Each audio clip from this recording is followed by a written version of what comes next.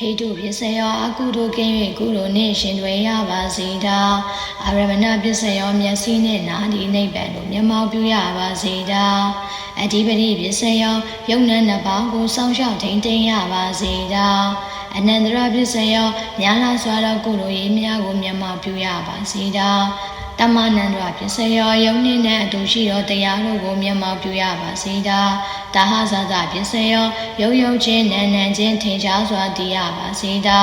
အညမညပစ္စယောယုံမနံတို့နာမယုတ်တို့ပြောင်းလဲ၍တည်ရပါစေတာနေတယပစ္စယောယုံနံနှစ်ပါးတို့၏တရားကိုတည်ရပါစေတာဥပနိတယပစ္စယောယေဒနာသုံးပါးကိုဥဒတ်ထားရပါစေတာပုရိသတပစ္စယောရှိကဖြစ်သောအကုသိုလ်ကိုပယ်၍ကုသိုလ်ကိုမျက်မှောက်ပြုရပါစေတာပစ္ဆာဇာတပစ္စယောနောက်၌ဖြစ်သောအကုသိုလ်ကိုပယ်၍ကုသိုလ်ကိုမျက်မှောက်ပြုရပါစေတာအာတိဝနပစ္စယောလူရဆန္ဒမရှိအောင်ပြည့်စုံရပါစေတာကမ္မပစ္စယောကံသုံးပါးကိုထိန်းသိမ်းရပါစေတာဝိပါကပစ္စယောဝိကြွေသုံးတွေကိုပယ်ဖြတ်ရပါစေတာ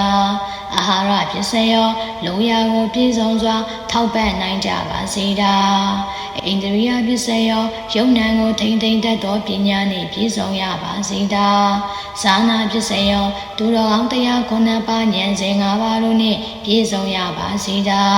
မဂ္ဂပစ္စယောဘာဝနာနှစ်ပါးအပေါင်းကိုအာယုံပြု၍အထူးထိပ်ပညာကိုရပါစေတာတံမြုံတာပစ္စယောသူတော်ကောင်းတို့နှင့်ပေါင်း၍ခုနှစ်ဖြာတော်တရားနှင့်ရှင်သွေးရပါစေတာ